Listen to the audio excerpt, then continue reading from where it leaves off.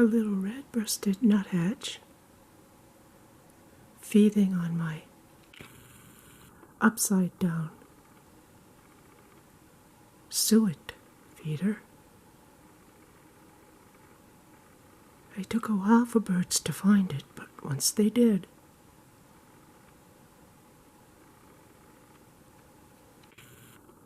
especially these little ones who don't mind hanging upside down to eat.